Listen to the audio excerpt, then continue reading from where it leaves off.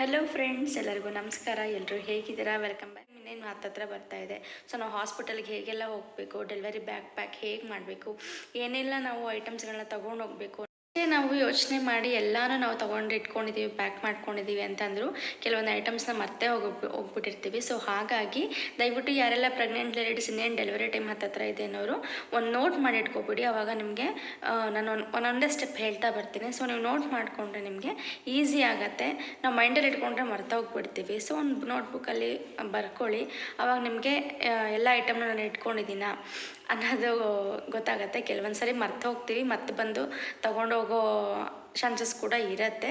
So ಆ problem ಇಲ್ಲದೆ ಆದಷ್ಟು ನಾವೇ ಹುಷಾರಾಗಿ ಸೇಫಾಗಿ ಎಲ್ಲನೂ ಎತ್ತಿಟ್ಕೊಂಡ್ಬಿಟ್ರೆ ಒಳ್ಳೇದಲ್ವ. ಸೊ ಹಾಗಾಗಿ ಮೊದಲನೇದು ಬಂದು ತಾಯಿ ಮತ್ತು ಮಗುದು ಎರಡೂ ಹೇಳ್ತೀನಿ ಇಲ್ಲಿ. ಅದರಲ್ಲಿ ಫಸ್ಟು ಗರ್ಭಿಣಿಯರಿಗೆ, ತಾಯಿ ಅಂದರಿಗೆ ಏನೆಲ್ಲ ಬೇಕಾಗತ್ತೆ ಅನ್ನೋದನ್ನ ನಾನು ಇವತ್ತು ಫಸ್ಟ್ ಹೇಳ್ತಾ ಇದ್ದೀನಿ. ತಾಯಿಗೆ ಮೊದಲನೇದಾಗಿ ಬಂದು ನೈಟಿಗಳ ಅವಶ್ಯಕತೆ ತುಂಬಾ ಇರುತ್ತೆ. ಆದಷ್ಟು ಡ್ರೆಸ್ ನಮಗೆ ಆಫ್ಟರ್ ಡೆಲಿವರಿ ಆದಮೇಲೆ ನಮಗೆ ಡ್ರೆಸ್ಸಸ್ ಎಲ್ಲ ಆಗೋದಿಲ್ಲ, ನೈಟಿನೇ ಬೇಕಾಗುತ್ತೆ. ಸೊ ಆಲ್ಮೋಸ್ಟ್ ಒಂದು 4ರಿಂದ 5 ನೈಟಿ ಅಂತೂ ಇಟ್ಕೊಂಡಿರಬೇಕು. ಒಂದು ಎಕ್ಸ್ಟ್ರಾನೇ ಇಟ್ಕೊಂಡಿರಬೇಕಿದ್ರೆ. ಯಾಕಪ್ಪ ಅಂತಂದರೆ ಸೆಕ್ಷನ್ ಆದಾಗೆಲ್ಲ ನಮಗೆ ಆಲ್ಮೋಸ್ಟ್ ಒಂದು 5 ಡೇಸ್ 6 ಡೇಸ್ ತನಕ ಇಟ್ಕೋಬಹುದು. ಸೊ ಹಾಗಾಗಿ ಒಂದು 5ರಿಂದ 6 ನೈಟಿ ಎಕ್ಸ್ಟ್ರಾನೇ ಇಟ್ಕೊಳ್ಳಿ. ಅಥವಾ ನಾರ್ಮಲ್ ಆಯಿತು ಅಂದರೆ 3 ಡೇಸ್ ಅಂತೂ ಇಟ್ಕೋತಾರೆ. ಸೊ ನಮಗೆ ನಾರ್ಮಲ್ ಆಗುತ್ತೋ ಸಿಸೇರಿಯನ್ ಆಗುತ್ತೋ ಗೊತ್ತಿರಲ್ವ. ಸೊ ಹಾಗಾಗಿ ಒಂದು 5ರಿಂದ 6 ನೈಟಿನ, ಅದು ಫೀಡಿಂಗ್ ನೈಟಿ ನಾವೇನು ಹೇಳ್ತೀವಲ್ಲ, ನಾರ್ಮಲ್ ನೈಟೀಸ್ ತೊಗೋಬೇಡಿ. ಫೀಡಿಂಗ್ ನೈಟಿ ಅಂತಲೇ ನಮಗೆ ಮಾರ್ಕೆಟಿಂಗಲ್ಲಿ ಸುಮಾರು ಸಿಗ್ತಾ ಇದೆ. ಸೊ ನಮಗೆ ಮಗುಗೆ ಫೀಡ್ ಮಾಡೋಕ್ಕೆ ತುಂಬಾ ಹೆಲ್ಪ್ಫುಲ್ ಆಗುತ್ತೆ. ಸೊ ಹಾಗಾಗಿ ಫೀಡಿಂಗ್ ನೈಟೀಸು ತೊಗೊಳ್ಳಿ. ಅದು ಫೀಡಿಂಗ್ ನೈಟೀಸ್ ಹೆಂಗಿರುತ್ತಪ್ಪ ಅಂದರೆ ನಮಗೆ ಬ್ರೆಸ್ಟ್ ಹತ್ರ ಒಂದು ಜಿಪ್ ಕೊಟ್ಟಿರ್ತಾರೆ. ಸೊ ನಾವು ಜಿಪ್ ಓಪನ್ ಮಾಡಿ ಮಗುಗೆ ಹಾಲು ಕುಡ್ಸೋಕ್ಕೆ ನಮಗೆ ತುಂಬಾ ಈಸಿ ಆಗುತ್ತೆ.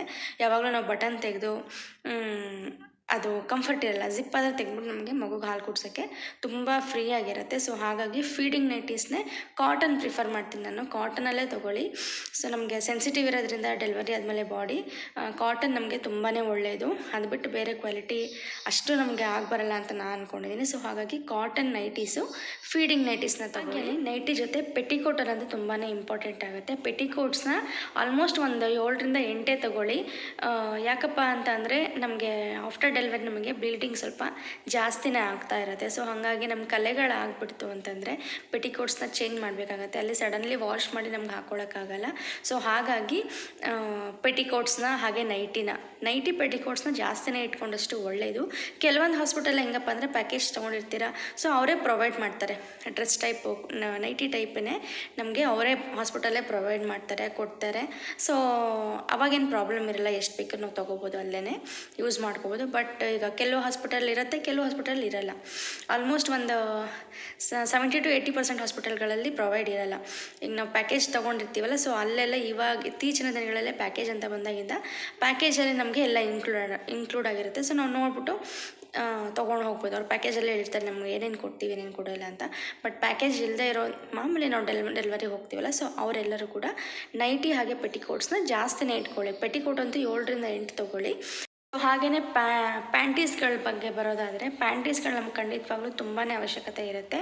ಏನಿಲ್ಲ ಅಂದರೆ ಒಂದು 10-12 ಪ್ಯಾಂಟೀಸ್ಗಳು ಇಟ್ಕೊಂಡಿರಿ. ಯಾಕೆಂದರೆ ನಮಗೆ ಸೆಕ್ಷನ್ ಆಗಲಿ ಅಥವಾ ನಾರ್ಮಲ್ ಡೆಲಿವರಿ ಆಗಲಿ ನಮಗೆ ಬ್ಲೀಡಿಂಗ್ ತುಂಬಾ ಹೋಗ್ತಾ ಇರುತ್ತೆ. ಸೊ ಹಾಗಾಗಿ ಪ್ಯಾಂಟೀಸ್ಗಳು ನಿಮ್ದು ಏನು ಪ್ರೆಸೆಂಟ್ ಸೈಜ್ ಇರುತ್ತೆ ಅದಕ್ಕೆ ನಾವು ಒಂದು ನೆಕ್ಸ್ಟ್ ಸೈಜೇ ತೊಗೊಂಡಿರಿ. ಯಾಕೆಂದರೆ ನಾವು ಪ್ಯಾಡ್ಗಳನ್ನ ನಾವು ಇನ್ಸರ್ಟ್ ಮಾಡೋದ್ರಿಂದ ಸೊ ನಮಗೆ ಪ್ಯಾಂಟೀಸ್ಗಳು ಟೈಟ್ ಆಗೋಕ್ಕೆ ಸ್ಟಾರ್ಟ್ ಆಗಿಬಿಡುತ್ತೆ. ಸೊ ಹಾಗಾಗಿ ಒಂದು ನೆಕ್ಸ್ಟ್ ಸೈಜ್ ತೊಗೊಂಡು ಪ್ಯಾಡ್ ಇಟ್ಟಾಗ ನಮಗೆ ಕಂಫರ್ಟಾಗಿರುತ್ತೆ. ಬ್ಲೀಡಿಂಗ್ ಆದಾಗ ಚೇಂಜ್ ಮಾಡೋಕ್ಕೆ, ನಮ್ಗೆ ತೆಗಿಯೋಕ್ಕೆ ಕೂಡ ಈಸಿ ಆಗುತ್ತೆ. ಸೊ ಆ ಟೈಮಲ್ಲಿ ನಾವು ಹೆಲ್ಪ್ ಕೇಳ್ತಾ ಇರ್ತೀವಲ್ವ, ಆವಾಗ ಹಾಗಾಗಿ ಸ್ವಲ್ಪ ಈಸಿಯಾಗಿದ್ದರೆ, ಫ್ರೀ ಆಗಿದ್ದರೆ ಇನ್ನೂ ಒಳ್ಳೆಯದು. ಸೊ ನಮ್ದು ಇವಾಗ ಪ್ಯಾಂಟೀಸ್ ಸೈಜ್ 90 ಇತ್ತು ಅಂದರೆ ನೀವು 100 ತೊಗೊಂಡಿರಿ ಅಂತ ಹೇಳೋಕ್ಕೆ ಇಷ್ಟಪಡ್ತೀನಿ. ಹಾಗೆಯೇ ಪ್ಯಾಡ್ಸ್ ಅಂತ ಇನ್ನೂ ಇಂಪಾರ್ಟೆಂಟು. ಈಗ ಮದರ್ ಪ್ಯಾಡ್ಸ್ ಅಂತ ಸುಮಾರು ಬಂದಿದೆ. ಸೊ ಮದರ್ ಪ್ಯಾಡ್ಸ್ಗಳು ಅಥವಾ ಮೆಟರ್ನಿಟಿ ಪ್ರೆಗ್ನೆನ್ಸಿ ಪ್ಯಾಡ್ಸ್ಗಳಂತ ಕೇಳಿದ್ರೆ ಖಂಡಿತವಾಗ್ಲೂ ಕೊಡ್ತಾರೆ. ಸೊ ಪ್ಯಾಡ್ಸ್ಗಳಂತೂ ಸುಮಾರಾಗೆ ತೊಗೋಬೇಕಾಗತ್ತೆ. ಏನಿಲ್ಲ ಅಂದರೆ ಈಗ ಎಷ್ಟು ತೊಗೋಬೇಕಪ್ಪ ಅನ್ನೋದಾದರೆ ಒಂದು 20ರಿಂದ ಒಂದು 30 ಅಂತೂ ಪ್ಯಾಡ್ಸ್ಗಳನ್ನ ತೊಗೊಂಡಿರ್ಬೇಕು. ಕೆಲವೊಂದು ಹಾಸ್ಪಿಟಲಲ್ಲೇ ಕೊಡ್ತಾರೆ. ನಾನು ಹೇಳ್ದಾಗೆ ಹಾಸ್ಪಿಟಲ್ ಕೊಟ್ಟಿಲ್ಲ ಅಂತಂದರೆ ನೀವು ಮುಂಚೆನೇ ತೊಗೊಂಡಿಟ್ಕೊಂಡ್ಬಿಡಿರಿ. ಒಂದು 30 ಪ್ಯಾಡ್ಸ್ ಅಂತೂ ಬೇಕಾಗುತ್ತೆ. ಬ್ಲೀಡಿಂಗ್ ಆಗೋದ್ರಿಂದ ನಾವು ಚೇಂಜ್ ಮಾಡ್ತಾನೆ ಇರಬೇಕಾಗತ್ತೆ. ದಿನಕ್ಕೆ 3-4 ಚೇಂಜ್ ಮಾಡಬೇಕಾಗ್ಬೋದು. ಒಬ್ಬೊಬ್ಬರು ಬಾಡಿ ಒಂದೊಂಥರ ಜಾಸ್ತಿನೇ ಆಗ್ತಾ ಇರ್ಬೋದು. ಸೊ ಹಾಗಾಗಿ ಪ್ಯಾಡ್ಸ್ನ ಮಾತ್ರ ಒಂದು 30 ಪ್ಯಾಡ್ಸ್ ಅಂತೂ ತೊಗೊಳ್ಳಿ. ಮರಿದೇ ತೆಗೆದಿಟ್ಕೊಳ್ಳಿ. ಇಲ್ಲ ಅಂತಂದರೆ ಅಲ್ಲಿ ಹೋಗಿ ಪರದಾಡಿ ಬೇರೆಯವ್ರನ್ನ ಕೇಳೋದಕ್ಕಿಂತ ನಾವು ಮುಂಚೆನೇ ತೆಗೆದಿಟ್ಕೊಂಡ್ರೆ ಒಳ್ಳೇದಲ್ವಾ. ಸೊ ಹಾಗಾಗಿ ನಾವು ಇನ್ನರ್ ವೇರ್ಸ್ ಅಂದರೆ ಬ್ರಾಗಳು ತೊಗೋಬೋದಾ ಅಂತ ಕೇಳೋದಾದರೆ ಖಂಡಿತವಾಗ್ಲೂ ಬ್ರಾ ಅವಶ್ಯಕತೆ ಇರೋದಿಲ್ಲ.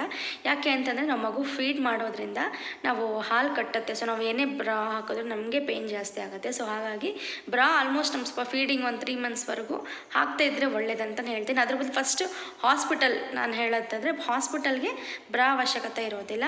ಅದ್ರ ಬದಲಿಗೆ ನೀವು ಶಾಲ್ನ ತೊಗೊಂಡೋಗಿ, ಶಾಲು ಅಥವಾ ಟವಲ್ಸ್ ಇದ್ದರೆ ಮನೇಲಿ ಟವಲ್ಲು ಕಾಟನ್ನೇ ಯೂಸ್ ಮಾಡಿ. ಯಾವುದೇ ಥರ ಬೇರೆ ಅದರ್ ಕ್ಲಾತ್ಸ್ನ ಯೂಸ್ ಮಾಡಿಬಿಡಿ.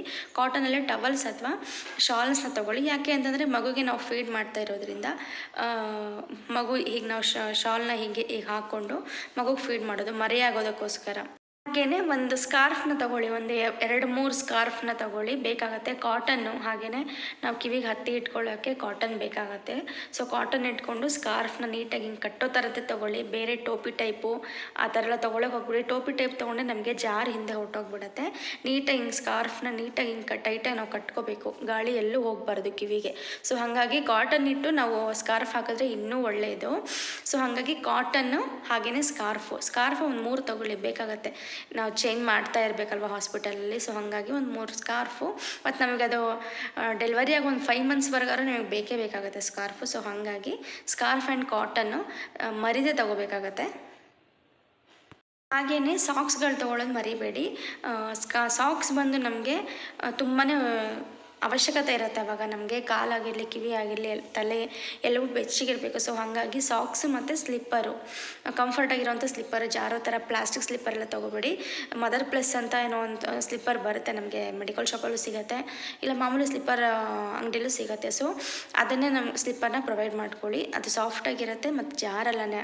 ವಾಶ್ರೂಮ್ಗೆ ಹೋಗಿ ಬರ್ತಾ ಇರ್ತೀವಿ, ನಾವು ಜಾಸ್ತಿ ವಾಶ್ರೂಮ್ ಯೂಸ್ ಮಾಡ್ತಾ ಇರ್ತೀವಿ. ಸೊ ಹಾಗಾಗಿ ಸಾಕ್ಸ್ ಬಂದು ನಮಗೆ ಈಗ ನಾವು ಮುಂಚೆ ನಾವು ಸ್ಕೂಲ್ಗೆ ಹೋಗೋವೆಲ್ಲ ಶೂ ಹಾಕೋತಿದ್ವಲ್ಲ, ಆ ಟೈಪ್ ಸಾಕ್ಸ್ಗಳನ್ನ ತಗೋಬಿಡಿ. ಅವಾಗ ನಮ್ಮ ಸ್ಲಿಪ್ಪರ್ ಹಾಕೋಕ್ಕಾಗಲ್ಲ. ಅದ್ರ ಬದಲಿಗೆ ಈ ಫಿಂಗರ್ಸ್ ಶೇಪ್ದೇನೆ ಬರುತ್ತೆ, ಆರಾಮಾಗಿ ಫಿಂಗರ್ ಒಳಗೆ ಹೊಟ್ಟೋಗುತ್ತೆ, ನಾವು ಸ್ಲಿಪ್ಪರ್ ಹಾಕೋಕ್ಕೂ ಕಂಫರ್ಟ್ ಆಗಿರುತ್ತೆ. ಸೊ ಫಿಂಗರ್ಸ್ದು ಸಾಕ್ಸ್ ಅಂತ ಬರುತ್ತೆ. ಸೊ ಸಾಕ್ಸ್ನ ತಗೊಳ್ಳಿ. ಹಾಗೇನು ನಾವು ಸ್ನಾನ ಮಾಡ್ಬೋದಾ ಅಥವಾ ಹೆಂಗೆ ಶಾಂಪು, ಎಣ್ಣೆ, ಕೂಮು ಆ ಥರ ಎಲ್ಲ ತೊಗೊಂಡು ಹೋಗ್ಬೋದಂದರೆ ಖಂಡಿತವಾಗಲೂ ಅದೆಲ್ಲ ನಮಗೆ ಮಾಡ್ಕೊಳ್ಳೋಕ್ಕೆ ಚಾನ್ಸಸ್ ಇರಲ್ಲ. ಕೆಲವು ಡಾಕ್ಟರ್ ಸಜೆಸ್ಟ್ ಮಾಡಿದ್ರೆ ಸ್ನಾನ ಮಾಡಿ. ನೀವು ನಾರ್ಮಲ್ ಶಾಂಪು ಯಾವುದು ಯೂಸ್ ಮಾಡ್ತೀರೋ ಒಂದು 2-3 ಪ್ಯಾಕೆಟ್ ತೊಗೊಂಡೋಗಿರಿ. ಬಾಟಲ್ಸ್ಗಳು ತೊಗೊಂಡೋಗಿರ್ಬೇಡಿ. ಒಂದು 2-3 ಪ್ಯಾಕೆಟ್ ತೊಗೊಂಡೋಗಿ ಸ್ನಾನ ಮಾಡಬಹುದು ಅನ್ನೋದಾದರೆ ತಲೆ ಸ್ನಾನ ಮಾಡಿ. ನನ್ನ ಪ್ರಕಾರ ಸ್ನಾನ ಮಾಡಿಸಲ್ಲ. ಹಾಸ್ಪಿಟಲಿಂದ ಡೆಲಿವರಿ ಆಗಿ ಬಂದು ಮನೆಗೆ ಬರ್ತೀವಲ್ಲ, ಸೊ ಆವಾಗಲೇ ನಮಗೆ ಎಣ್ಣೆ ಸ್ನಾನ ಅಂತ ಮಾಡಿಸೋದು. ಸೊ ಅಲ್ಲಿವರೆಗೂ ಬೇಡ ಅನಿಸುತ್ತೆ. ಯಾವುದಕ್ಕೂ ಇಟ್ಕೊಳ್ಳೋಂಗಿದ್ರೆ 2-3 ಪ್ಯಾಕೆಟ್, ನಮಗೇನು ₹1 ಪ್ಯಾಕೆಟ್ ಬರ್ತಲ್ಲ. ಸೊ ನೀವು ಯಾವ ಶಾಂಪು ಹೋಗ್ತೀರ ಆ ಶಾಂಪು ಇಟ್ಕೊಳ್ಳಿ. ಸೋಪ್ ಇಟ್ಕೊಂಡಿರಿ, ಹ್ಯಾಂಡ್ ವಾಶ್ಗಾಗಲಿ, ಲೈಟಾಗಿ ಒಂದು ಫೇಸ್ ವಾಶ್ಗಾಗಲಿ. ಸೊ ಹಾಗಾಗಿ ಅದು ಬಿಟ್ಟರೆ ಮೇಕಪ್ ಸೆಟ್ ಏನಾದ್ರು ತೊಗೊಂಡು ಹೋಗ್ಬೋದಂದರೆ ಖಂಡಿತವಾಗ್ಲೂ ಅದು ನಮಗೆ ಬಳಸೋದಕ್ಕೆ, ಯೂಸ್ ಮಾಡೋದಕ್ಕೆ ನಿಜವಾಗ್ಲೂ ಅಲ್ಲಿ ಟೈಮ್ ಇರೋದಿಲ್ಲ.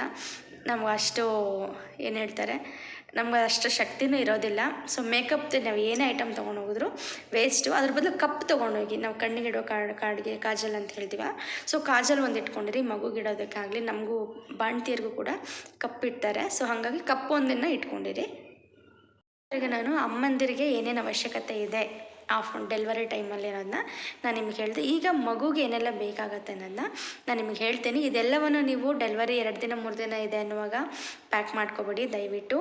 ಡೆಲಿವರಿ ಡೇಟ್ ಒಂದು 15 ದಿನ ಇದೆ ಅನ್ನುವಾಗಲೇ ಪ್ಯಾಕ್ ಮಾಡಿ ಎತ್ತಿಟ್ಬಿಡಿ ಅಂತ ಹೇಳ್ತೀನಿ. ಯಾಕಂತಂದರೆ ನಮಗೆ ಒಂದು 15 ಡೇಸ್, ಈಗ ಡೆಲಿವರಿ ಡೇಟ್ ಕೊಟ್ಟಕ್ಕೂ 15 ದಿನ ಮುಂಚೆ ಯಾವಾಗ ಬೇಕಾದ್ರೂ ಡೆಲಿವರಿ ಆಗ್ಬೋದು. ಸೊ ಹೇಳೋಕ್ಕಾಗಲ್ಲ. ಆಮೇಲೆ ಪಾಪ ಅಮ್ಮ ಆಗಲಿ ಅಪ್ಪ ಅವ್ರಿಗಾಗಲಿ ಗೊತ್ತಿರಲ್ಲ, ಅವ್ರು ಫಜಿತಿ ಪಡೋದಕ್ಕಿಂತ 15 ದಿನ ಮುಂಚೆನೇ ಪ್ಯಾಕ್ ಮಾಡಿ ಎತ್ತಿಟ್ಬಿಡಿ. ಅದು ನಮಗೆ ಇನ್ನೂ ಏನೂ ಡೌಟ್ಸ್ ಇರಲ್ಲ, ಏನೂ ಇರಲ್ಲ. ಡೆಲಿವರಿ ಟೈಮ್ ಬಂತು ಅಂದರೆ ಬ್ಯಾಗ್ ಎತ್ಕೊಂಡು ಹೋಗ್ಬೋದು. ಸೊ ಹಾಗಾಗಿ ಈಗ ನೆಕ್ಸ್ಟ್ ಮಗುದು ಹೇಳ್ತೀನಿ. ಸೊ ಮಗುಗೆ ಬಂದು ಮೇಯ್ನ್ ಬೇಕಾಗಿರೋದೆ ಬಟ್ಟೆ. ಮಗುಗೆ ಬಟ್ಟೆ ಬೇಕು. ಸೊ ಬಟ್ಟೆನ ನೀವು ಈಗ ಕೆಲವ್ರು ಏನು ಹೇಳ್ತಾರೆ, ಮಗುಗೆ ಹಳೆ ಬಟ್ಟೆ ಹಾಕಬೇಕು, ಹುಟ್ಟಿದ ತಕ್ಷಣ ಹೊಸ ಬಟ್ಟೆ ಹಾಕಬಾರ್ದು ಅಂತ ಹೇಳ್ತಾರೆ. ಆಗಿನ ಸಂಪ್ರದಾಯ ಅಥವಾ ರೂಢಿಸ್ಕೊಂಡು ಬಂದಿರೋದು ಆಗಿದೆ. ಯಾರು ಅಕ್ಕಪಕ್ಕ ಕೊಡೋರಿದ್ರೆ ಅಥವಾ ರಿಲೇಟಿವ್ ಕೊಡೋರಿದ್ದರೆ ಮಗುಗೆ ಬಟ್ಟೆ ಇದ್ದರೆ ಖಂಡಿತವಾಗ್ಲೂ ಈಸ್ಕೊಳ್ಳಿ. ಅಂದರೆ ಈಗಿನ ಜನ್ರೇಷನ್ ಹೆಂಗಪ್ಪ ಅಂದರೆ ಯಾರೂ ಕೇಳೋಕ್ಕೆ ಹೋಗೋದು ಇಲ್ಲ, ಈಸ್ಕೊಳ್ಳೋದು ಇಲ್ಲ. ಸೊ ಹೊಸ ಬಟ್ಟೆನ ತಗೋತಾರೆ. ಇನ್ ಕೇಸ್ ಹೊಸ ಬಟ್ಟೆನೇ ಹಾಕಬೇಕು ನಾವು ಅಂತನ್ನೋರು, ಹೊಸ ಬಟ್ಟೆ ನೀವೇನು ತಂದೆ ಇರ್ತಿರಲ್ಲ ಅದನ್ನು ನೀಟಾಗಿ ಡೆಟಾಲ್ ಹಾಕಿ ಬಿಸಿನಲ್ಲಿ ನೀಟಾಗಿ ವಾಶ್ ಮಾಡಿ ಚೆನ್ನಾಗಿ ಒಣಗಿಸಿ ಎತ್ತಿ ಬ್ಯಾಗಲ್ಲಿ ಪ್ಯಾಕ್ ಮಾಡಿ ಇಟ್ಬಿಡಿ. ಸೊ ಆವಾಗ ನಮಗೆ ನೀರಿಗೆ ಹಾಕಿಟ್ಬಿಟ್ರೆ ಈಗ ಯಾರು ಮುಟ್ಟಿರ್ಬೋದು, ಇನ್ಫೆಕ್ಷನ್ಸ್ ಆಗ್ಬೋದು ಮಗುಗೆ. ಸೊ ಹಾಗಾಗಿ ನೀಟಾಗಿ ವಾಶ್ ಮಾಡಿ ಎತ್ತಿ ಒಣಗಿಸಿಟ್ಬಿಟ್ರೆ ಹಾಕ್ಬೋದು, ಏನಿಲ್ಲ. ಮಗುಗೆ ಆದಷ್ಟು ಕಾಟನ್ನೇ, ನಾನು ಹೇಳಿದಾಗೆ ಕಾಟನ್ನು ಸಾಫ್ಟಾಗಿರೋ ಬಟ್ಟೆನೇ ಯೂಸ್ ಮಾಡಿ. ಯಾವುದೇ ರೀತಿ ರಫ್ ಬಟ್ಟೆ ಆಗಿರ್ಬೋದು, ತುಂಬ ಹಿಂಸೆ ಆಗೋ ಥರದ್ದೆಲ್ಲ ಪಾಲಿಸ್ಟರ್ ಆ ಟೈಪ್ ಬಟ್ಟೆಗಳು ತೊಗೊಳಕ್ಕೆ ಹೋಗಬೇಡಿ. ಮಗುಗೆ ಅಂತಲೇ kids, baby kids, new Born baby kids ಅಂತಲೇ ಬಟ್ಟೆ ಸಿಗುತ್ತೆ. ಸೊ ನೀವು ಅದು ಬಟ್ಟೆ ತೊಗೋಬಹುದು. ಹಾಗೆಯೇ ಮಗುಗೆ ಸಾಕ್ಸು, ಮಗು ಕೈ ಚೀಲ, ಕೈಗೂ ಸಾಕ್ಸ್ ಬರುತ್ತೆ, ಕಾಲಿಗೂ ಸಾಕ್ಸ್ ಬರುತ್ತೆ. ಮಗುಗೆ ಟೋಪಿ, ಇವೆಲ್ಲವನ್ನು ತೊಗೊಳ್ಳೇಬೇಕಾಗುತ್ತೆ, ಮಸ್ಟ್ ಆ್ಯಂಡ್ ಶುಡ್. ಹಾಗೆ ಸ್ವೆಟರು ಮಗುಗೆ, ನಿಮಗೂ ಸ್ವೆಟರ್ ಬೇಕು. ಸೊ ನಾನು ಆವಾಗಲೇ ಹೇಳಿಲ್ಲ ನೋಡಿ, ಮತ್ತೆ ಬಿಟ್ಟೆ. ಸ್ವೆಟರು, ತಾಯಿಗೂ ಸ್ವೆಟರು, ಮಗುಗೂ ಸ್ವೆಟರು, ಮಗುಗೆ ಬಟ್ಟೆ, ಸಾಕ್ಸು, ಕೈಗೂ ಸಾಕ್ಸು, ಕಾಲಿಗೂ ಸಾಕ್ಸು, ಮಗುಗೆ ಟೋಪಿ. ಸುಮಾರು ಒಂದು ಮಗುಗೆ ಬಟ್ಟೆ ಅಂತಂದರೆ ತುಂಬಾ ಬೇಕಾಗುತ್ತೆ. ಯಾಕೆ ಅಂತಂದರೆ ಮಗು ಹಾಲು ಕುಡಿತಾ ಇರುತ್ತೆ, ಇಲ್ಲೆಲ್ಲ ಎದೆ ಮೇಲೆಲ್ಲ ಅದು ಬಂದಂಗೆ ಆಗಿರುತ್ತೆ, ಇಲ್ಲೆಲ್ಲ ಜಲ್ದಿ ಸ್ಮೆಲ್ ಬಂದಂಗೆ ಆಗ್ತಾ ಇರುತ್ತೆ. ಸೊ ಹಾಗಾಗಿ ಮಗುಗೆ ಒಂದು 10 ಜೊತೆನೇ ಬಟ್ಟೆ ತೊಗೊಂಡಿರಿ. ಹಾಗೆಯೇ ಮಗುಗೆ ಬಂದು ಸೊಳ್ಳೆ ಪರ್ದೆ ಟೈಪು ಕಿತ್ತು ಒಂದು ಇದು ಬರುತ್ತೆ, ಏನು ಹೇಳ್ತಾರೆ, ಪಿಲ್ಲೋ, ಬೆಡ್ಡು ವಿತ್ ಪಿಲ್ಲೋ. ಹಾಗೆಯೇ ಒಂದು ಸೊಳ್ಳೆ ಪರ್ದೆ ಸ್ಕ್ರೀನ್ ಇರೋ ಥರ ಒಂದು ಬ್ಯಾಗ್ ಟೈಪ್ ಬರುತ್ತೆ.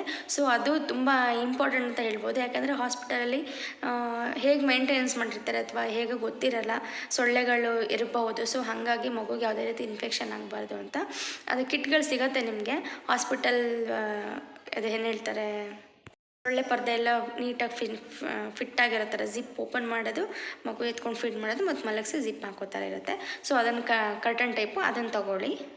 ಪ್ಯಾಂಪರ್ಸ್ನ ಯೂಸ್ ಮಾಡ್ಬೋದಾ ಅಂದರೆ, ನನ್ನ ಪ್ರಕಾರ ದಯವಿಟ್ಟು ಮಗುಗೆ ಇನ್ನೂ ಹುಟ್ಟಿದಾಗ್ಲೇ ಪ್ಯಾಂಪರ್ಸ್ ಎಲ್ಲ ಹಾಕಕ್ಕೆ ಹೋಗ್ಬಿಡಿ. ತುಂಬ ಸೆನ್ಸಿಟಿವ್ ಇರುತ್ತೆ, ಅದು ಕೊರ್ದಂಗಾಗಿ ಗಾಯ ಎಲ್ಲ ಆಗಕ್ಕೆ ಶುರುವಾಗುತ್ತೆ. ಸೊ ಅದ್ರ ಬದಲಿಗೆ ವೈಪರ್ಸ್ ಅಂತ ಸಾಫ್ಟಾಗಿರೋದು ಬರುತ್ತೆ. ಸೊ ಅದನ್ನು ಹಾಕಿ ನೀಟಾಗಿ ಕ್ಲೀನ್ ಮಾಡಿ ಅದನ್ನು ಬಿಸಾಕ್ಬೋದು. ಸೊ ಆ ಥರ ಯೂಸ್ ಮಾಡಿ.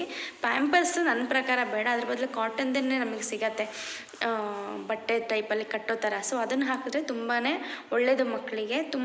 ಮಕ್ಕಳು ಕೂಡ ತುಂಬ ಫ್ರೀಯಾಗಿ ನಿದ್ದೆ ಮಾಡ್ತವೆ. ಅದಿಲ್ಲಾಂದರೆ ನಾವು ಪ್ಯಾಂಪರ್ಸ್ ಹಾಕ್ಬಿಟ್ರೆ ತುಂಬ ಹಿಂಸೆ ಆಗುತ್ತೆ, ಇನ್ಫೆಕ್ಷನ್ಸ್ ಆಗ್ಬೋದು. ಸೊ ಹಾಗಾಗಿ ಆದಷ್ಟು ಕಾಟನ್ ಬಟ್ಟೆ ಅಥವಾ ಸಿಗತ್ತೆ ನಮಗೆ ಮಾರ್ಕೆಟಲ್ಲಿ. ಇದೆಲ್ಲ ಆಯಿತು. ನೆಕ್ಸ್ಟ್ ಇನ್ನೇನು ತೊಗೋಬೇಕು ಅಂದರೆ ಇಂಪಾರ್ಟೆಂಟ್ ಬಂದು ಹಾಸ್ಪಿಟಲ್ ರಿಪೋರ್ಟ್ಸು. ನಾವೇನು ಸ್ಕ್ಯಾನಿಂಗ್ ಮಾಡಿಸಿರ್ತೀವಲ್ಲ 7 ಮಂತ್ಸ್ದು 9 ಮಂತ್ಸ್ದು ರಿಪೋರ್ಟು, ಬ್ಲಡ್ ಚೆಕಪ್ದು. ಸೊ ಅದೆಲ್ಲವೂ ರಿಪೋರ್ಟ್ಸ್ಗಳನ್ನ ಒಂದು ಬ್ಯಾಗಲ್ಲಿ ಹಾಕಿ ಎತ್ತಿಟ್ಕೊಬಿಡಿ. ರಿಪೋರ್ಟ್ಸ್ಗಳು ಒಂದು ಬ್ಯಾಗ್ ಇಟ್ಕೊಳ್ಳಿ. ಅಮ್ಮನಿಗೇನು ಬೇಕು, ಮಗು ತಾಯಿಗೆ ಏನೇನು ಬೇಕು ಅನ್ನೋದು ತಾಯಿದೇ ಒಂದು ಸಪ್ರೇಟ್ ಬ್ಯಾಗಲ್ಲಿ ನೀಟಾಗಿ ಬಟ್ಟೆ ಎಲ್ಲನೂ ಜೋಡಿಸಿಟ್ಕೊಳ್ಳಿ. ಮಗುದೇ ಒಂದು ಚಿಕ್ಕದಾಗಿ ಬ್ಯಾಗ್ ಮಾಡಿ ಇಟ್ಕೊಳ್ಳಿ. ಹಾಗೆಯೇ ರಿಪೋರ್ಟ್ಸ್ಗಳು ಒಂದು ಬ್ಯಾಗ್ ಮಾಡಿ ಇಟ್ಕೊಳ್ಳಿ. ಹಾಗೆಯೇ ಇನ್ನೂ ಮೇಯ್ನ್ ಇಂಪಾರ್ಟೆಂಟ್ ಅಂತಂದರೆ ಒಂದು ಫ್ಲಾಸ್ಕ್ಗಳನ್ನ ಇಟ್ಕೊಳ್ಳಿ. ಒಂದು 2 ಫ್ಲಾಸ್ಕ್ ಇಟ್ಕೊಂಡಿರಿ, ಚಿಕ್ಕದೇ ಆದರೂ ಪರವಾಗಿಲ್ಲ. ಒಂದು ಬಿಸಿನೀರಿಗೆ, ಹಾಗೆಯೇ ಕಾಫಿ ಅಥವಾ ನೀವು ಏನು ಪ್ರಿಫರ್ ನೀವು ಕುಡಿತೀರ, ಹಾಲು. ಸೊ ಅದನ್ನು ಹಾಕಿ ಇಟ್ಕೊಳ್ಳೋಕ್ಕೆ ಒಂದು ಬಿಸಿನೀರಂತೂ ನೀವು ಖಂಡಿತವಾಗ್ಲೂ ಬಿಸಿನೀರೇ ಕುಡಿಬೇಕಾಗುತ್ತೆ. ಸೊ ಬಾಣಂತಿಯರಲ್ಲಿ ನಾನು ನೆಕ್ಸ್ಟ್ ಆ ವಿಡಿಯೋ ಕೂಡ ಮಾಡ್ತೀನಿ, ಬಾಣಂತಿಯರು ಹೇಗೆಲ್ಲ ಇರಬೇಕು ಅನ್ನೋದನ್ನ. ಬಟ್ ನಾವು ಹಾಸ್ಪಿಟಲಲ್ಲಿ ಬಿಸಿನೀರೇ ನಮಗೆ ಪ್ರೊವೈಡ್ ಮಾಡೋದು. ಹಾಸ್ಪಿಟಲ್ ಪರವಾಗಿಲ್ಲ, ಬಟ್ ಇಲ್ಲ ಅಂದಾಗ ನಾವು ಮನೆಯಿಂದನೇ ತೊಗೊಂಡು ಬರಬೇಕಾಗತ್ತೆ ಬಿಸಿನೀರು. ಹಾಗೆಯೇ ಹಾಲು, ಕಾಫಿ ಕುಡಿಯೋಕೆ ಒಂದು ಫ್ಲಾಸ್ಕು. ಹಾಗೆಯೇ ಊಟ ಹಾಸ್ಪಿಟಲ್ಲೇ ಪ್ರೊವೈಡ್ ಇತ್ತು ಅಂದರೆ ಮಾಡಿ, ಇಲ್ಲಾಂದರೆ ದಯವಿಟ್ಟು ಮನೆಯಿಂದನೇ ಊಟನ ತರಿಸ್ಕೊಂಡು ಬಿಸಿಯಾಗಿ ಊಟ ಮಾಡಿ. ಸೊ ಇದೆಲ್ಲವನ್ನು ಪ್ಯಾಕ್ ಮಾಡಿಕೊಂಡು ರೆಡಿಯಾಗಿ 15 ದಿನಕ್ಕೆ ಮುಂಚೆನೇ ನೀವು ರೆಡಿ ಆದರೆ ಖಂಡಿತವಾಗ್ಲೂ ನಿಮಗೆ ಡೆಲಿವರಿ ಟೈಮ್ದಲ್ಲಿ ನಿಮಗೆ ಕನ್ಫ್ಯೂಸ್ ಏನೂ ಆಗೋದಿಲ್ಲ, ಗಡಿಬಿಡಿ ಅನಿಸೋದಿಲ್ಲ. ಬ್ಯಾಗ್ ರೆಡಿ ಇರುತ್ತೆ, ಎತ್ಕೊಂಡ ಹೋದ ಅಷ್ಟೇ ಇರುತ್ತೆ. ಸೊ ವಿಡಿಯೋ ಇಷ್ಟ ಆಗಿದೆ ಅನ್ಕೋತೀನಿ. ನನಗೆ ತಿಳಿದ ಪ್ರಕಾರ ನಾನು ನಿಮಗೆ ವಿಷಯನ ತಿಳಿಸ್ಕೊಟ್ಟಿದ್ದೀನಿ. ಲೈಕ್ ಮಾಡಿ, ಸಬ್ಸ್ಕ್ರೈಬ್ ಮಾಡ್ಕೊಳ್ಳಿ, ಫಾಲೋ ಮಾಡಿ. Thank you.